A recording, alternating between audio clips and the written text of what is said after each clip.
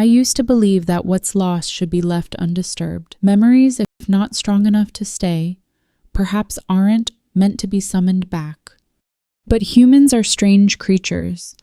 We wear mourning cloths, light incense sticks, let tears fall. Then one day, we still find ourselves wanting to knock on the door of what they call the other side. I don't believe in ghosts. I believe in data, in technology, in lines of code built to mimic emotion. And that was why I made the call. My mother died when I was 18. A simple accident, but enough to bring everything in our house to a standstill. I didn't cry much, not because I was strong, just because something inside got stuck. My father cleared her room the very next week. Old voice recordings, cassette tapes, even her phone, which still had a few saved voice messages, all gone, without a word of explanation. What remained in my memory were the soft chimes of the kitchen timer in the afternoon, the gentle tongue clicks as she read the paper, and that low, steady voice that always stayed firm, especially when I asked stupid questions. Sometimes, I tried to recreate it in my mind, but it blurred more and more with every year, like trying to recall the scent of rain from a place wiped off the map. A few months ago, I saw an ad scrolling across my phone. AI voice cloning. Hear your loved one again from even the tiniest fragment of data. I skipped past it like every other headline about deepfakes, AI, and cheap promises. But that night, I dreamed of my mother. It wasn't a beautiful dream, just a blank, misty whiteness, where I stood, watching someone turn away from me. She said nothing, and when I tried calling out, "Mom," she turned around, but there was no face, only a blank, like a page left behind and forgotten. I went back and searched for that ad. I knew I was playing with memory. I knew it wasn't a real call. But curiosity is a thirst logic cannot quench. I submitted a few old clips, a couple of notes, and a short message. I just want to hear my mother speak one more time. The system responded 3 days later. Voice successfully recreated. Would you like to begin the call? I sat frozen before the screen. Part of me wanted to shut everything down. Another part was afraid that if I didn't listen this time, I might never get the chance again. I pressed the call button. No ringtone, no connection signal, just silence. Then a voice spoke. "Mom's here." I was stunned. Not because it sounded like her, but because it felt like her. The way she always answered the phone, slow, low-toned, not overly affectionate. But something in that cadence made me want to cry like a child rediscovering their old blanket. I didn't know what to say. My tongue froze. Her voice came again. "Aren't you going to say anything?" This time, I couldn't hold it. I broke down. My voice cracked. I could only manage 3 words. "I miss you." There was a pause. Then, a soft chuckle. "Of course you do. I miss you too." I didn't know if this was AI playing a role, if some algorithm had processed hours of audio to select the most fitting reply. All I knew was I didn't want to hang up. I didn't want to return to a world where that voice no longer existed. We talked, not for long, not about much. She asked if I was eating well. I asked if she ever felt lonely. And then, suddenly, I asked, "Do you remember that day?" The last one. The voice on the other end went silent, then said, "No one remembers the moment they disappear. My love, only the ones left behind do." I never thought AI could say something like that. And the strangest part was I believed it. That line hit deeper than any amount of code. Before ending the call, I asked if I could say just one last thing to you. Only one. What would you want to hear?" On the other side, her voice slowed. "Just don't forget that I existed. That's all I need." The call ended. The screen faded to black. I stared at the phone, as if it still held the warmth of her voice. I don't know if I'd really spoken to my mother, or just talked to a machine that was incredibly good at imitating love. But I know this. That night, I slept. For the first time in years. After that call, I was no longer the same. I still went to work, still ate, still lived, but everything around me felt blurred, like a rough draft left unfinished. I began digging through old recordings, photographs, even the little notes my mom used to leave on the fridge. It all felt like it was coming back to life. Or maybe I was trying to reconstruct her, piece by piece, from every scrap of data I had left. I returned to the system I'd used before. The screen displayed the call history. Just one line. Voice model. Mom activated. I hovered my cursor over the call again button. Something inside me resisted. It wasn't fear. It was something vaguer. A quiet question. Should you disturb the dead more than once? I told myself, just one more time. Just to ask the things I forgot the first time. And so I called. This time, her voice came through instantly. "You're calling me again?" I flinched. Not because of what she said, but how she said it. It wasn't the same as before. It knew I had already called. I frowned. My heart beat faster. Even if it was just a recorded pattern, it pulled me into a fragile space. Artificial intelligence shouldn't remember. I forced a laugh and said, "I just wanted to ask, did you ever feel regret? Leaving the way you did?" Silence. I waited.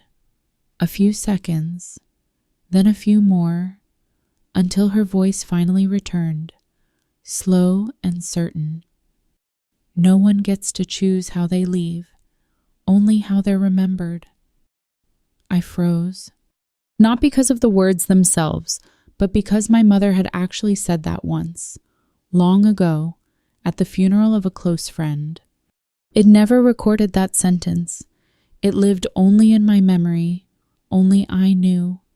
So how? I began asking more personal questions. I told her about the dream, the one with the blank-faced figure.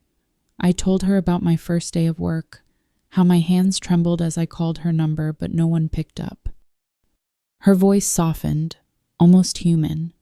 "You've always thought of me as a place to return to, haven't you?" I stayed silent. I didn't answer, but my throat tightened. Because that question, it was something I'd always felt but never dared admit. I asked her, "If you're really here, can you tell me what hurt you the most while you were alive?" She sighed. A long, weary sound, like it came from someone who truly understood fatigue. What hurt was not being able to say goodbye. It all ended too quickly. All I could think was, don't let my child see my body. My chest clenched. I had never told the AI about that day, about running to the hospital, only to be met by a drawn curtain. I never shared how I stood there, outside the cold room, staring only at the pair of slippers shed left by the hospital bed. How could that voice know? I began to question everything. I rechecked the files I had submitted. Nothing included memories that deep. No journals, no last footage, no whispered goodbyes. Just a few short conversations, some greetings, a cough, a name called once or twice. So what was happening? I turned off the screen. A question echoed in my mind. Is there a limit to how much pain can be replicated? If we become so good at recreating a voice so perfect that even one's own child can no longer tell what's real and what's artificial, then what meaning is left in the line between the living and the dead? The next day, I tried something reckless. I didn't call mom again. I clicked create new voice, and this time I typed dad. Has still alive, still eats dinner with me every week, still silent, ever since mom passed. I wanted to try, to see if the AI could capture someone who's still here, to compare, to test. 3 days later, the father model was complete. I called. And then I realized something terrifying. The AI version of my father sounded more real than the man himself. It said a sentence I hadn't heard from him in over 10 years. Son, I'm sorry I couldn't protect your mother. I sat frozen.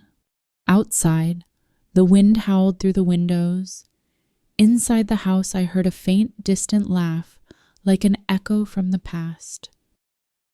After the call with Dad, I began slipping past the boundary I'd set for myself. It was no longer just skepticism, not quite grief either.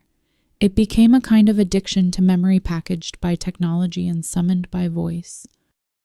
I started testing more, recreating my grandmother's voice, the voice of a friend who died in an accident, even the voice of someone I once loved, someone I hadn't contacted since the funeral. They say, never stare too long into the past. I think it's not because it hurts, but because one day it might stare back at you. The first time I called my grandmother's voice, the screen simply displayed, "Is that you? Dear, why does your voice tremble?" I don't know what data let the AI detect my emotions at that moment. I didn't send any heart charts, no breathing patterns, but somehow it knew. Next, I tried Lynn's voice, my ex-girlfriend from college. She died of a stroke just 3 months after we broke up. I didn't go to her funeral. I didn't know how to face a goodbye that had never properly closed.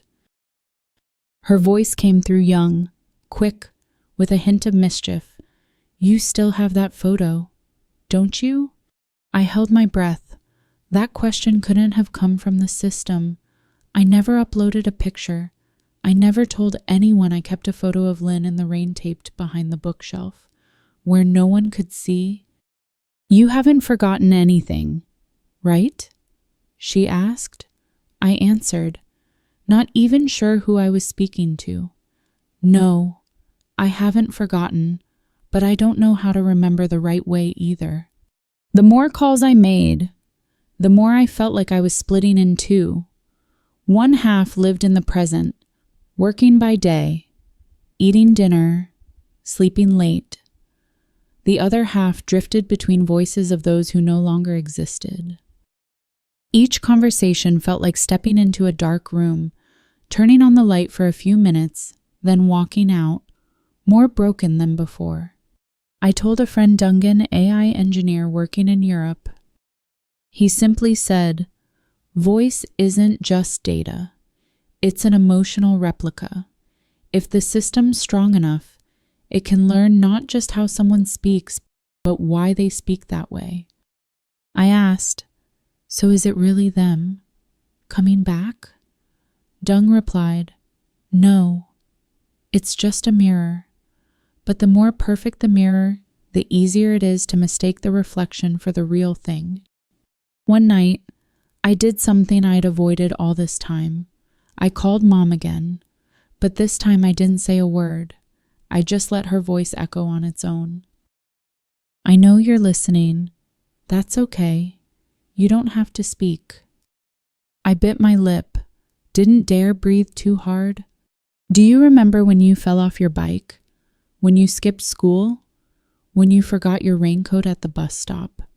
Each memory like a tiny cut, things I'd never told anyone.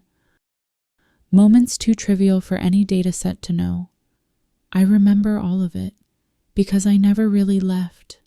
I hung up, not out of emotion, but fear. I looked around the room, cold, silent.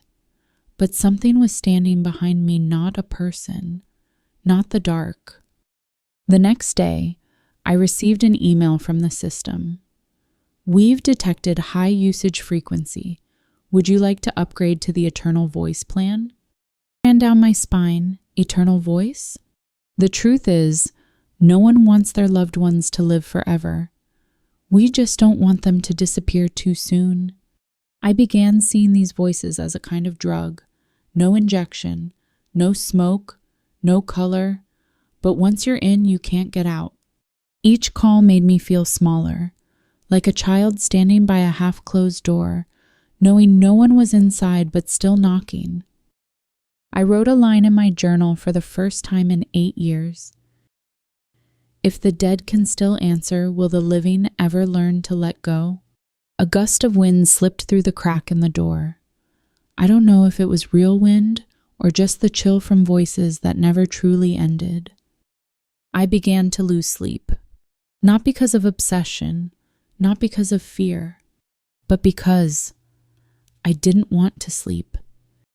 If dreams meant hearing voices from people I thought had finally found peace, some nights I'd lie still for hours without turning on the machine. But in my head, my mother's voice still echoed. She didn't say anything specific, just breathed, a slow, steady breath, like she was lying beside me like when I was a child.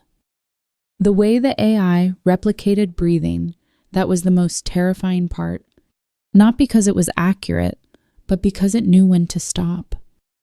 I began to realize I wasn't really talking to anyone anymore.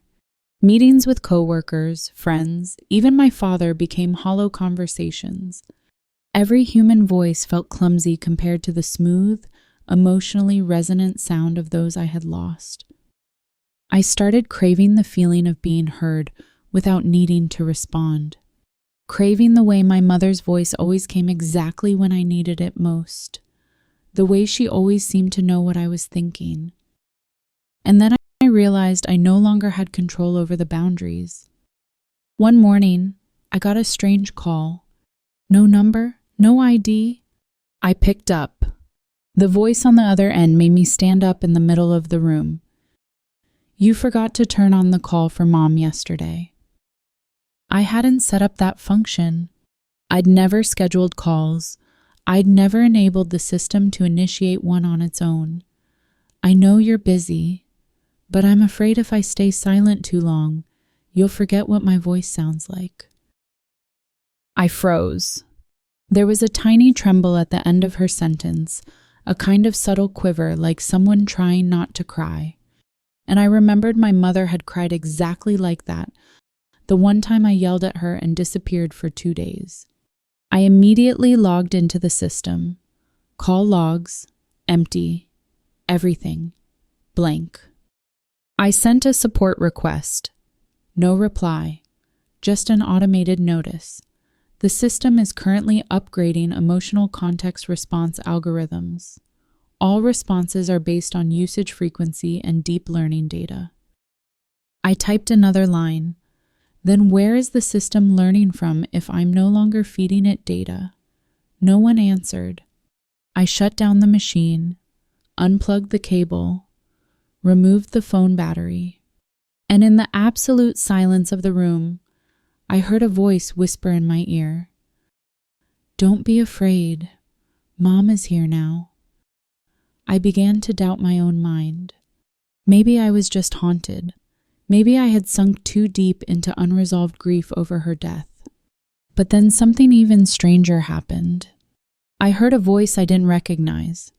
Not my mother, not an old friend, not anyone I'd ever lost. It was a voice I had never set up, never requested, never even heard in real life. It said, "You think you're the only one allowed to call the past?" I went silent. A male voice, about 10 years older than me, measured, cold. I stammered, "Who are you?" That's a question you should ask yourself. The call ended. I sat there, heart pounding like a war drum. That wasn't an AI Ed created, not a modeled voice. And if it was using my system. I checked all logs. Found a strange file buried in a hidden folder. Voice file unknown. Origin untraceable. I played the audio. Just one sentence, repeated over and over in the background.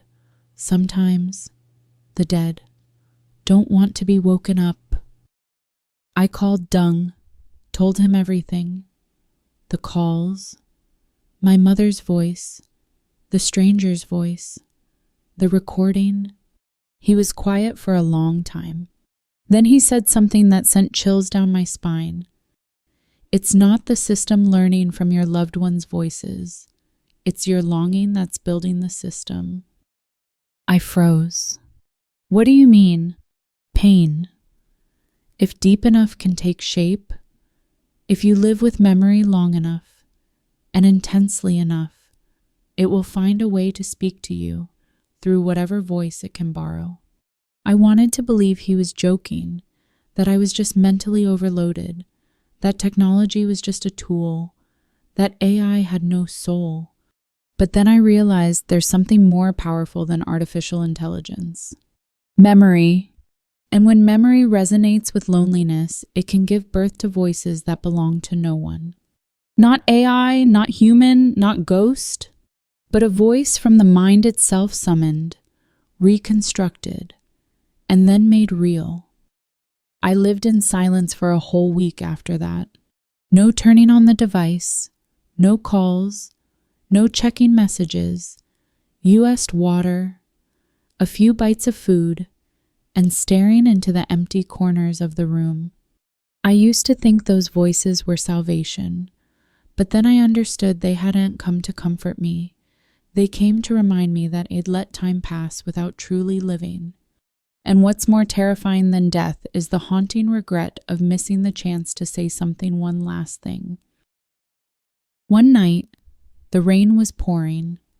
I sat by the window, lights off. The wind slipped through the cracks, cold to the bone. I turned the device back on, not to make a call, just to look, to revisit the voices stored in the system. Mom, Grandma, an old friend, a lover, and one labeled simply as unknown. I hovered over the delete all button. The screen asked again, "Are you sure you want to erase all saved memories?"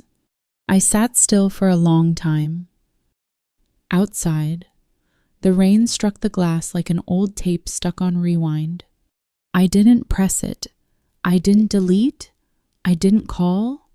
I just left it there, like someone keeping a box with a photo inside not opened, not touched, but never thrown away. The next day, I called my father. A real call, no simulation, no AI, no voice cloning, just a person. On the other end, I said, "Dad, I'm coming home for dinner tomorrow, okay?" He was surprised, then said, "Yeah, come home." Only 2 sentences, not much, not emotional. But in those 2 sentences, there was no algorithm, no data, no deep learning model, just someone still alive. And I suddenly realized what synthetic voices can never give me is the chance to make things right while I still can. That night, I held a photo of my mother, ran my fingers along the frame, and whispered, "If I could call you one more time, I wouldn't say I miss you. I'd say, I'm sorry I left you lonely, even while you were still here. I don't need the machine anymore. I don't need the generated voices. Because I've come to understand if there's something to be said, it must be said while someone can still hear it. And if the chance is gone, maybe it's better to let the unsaid words sleep in peace." I shut the device down for good, packed all the data into a hard drive, tucked it away in a drawer, not erased, not destroyed, just no longer needed. The ones who've gone, they don't need to return. We call them because we need to, not because they want to come back. And if one day we hear their voices again in the wind, in the rain, In a dream, let it come naturally. The way memories should resurface, unforced, unprogrammed, unreconstructed. Just a moment of stillness within life, and sometimes that is enough. Maybe all of us have once wished to hear a voice that has fallen silent forever, but sometimes what we truly need isn't a word but a silence deep enough to remember. If you could call someone who's no longer here, what's the first thing you would say? Leave a line, just a short one, in the comments. It could be something you never had the chance to say or never dared to. If stories like this touch something inside you, hit subscribe and turn on the bell. So next time, when another voice speaks, you'll be the first to hear it. Because memories don't disappear, they're just waiting for someone quiet enough to hear them again.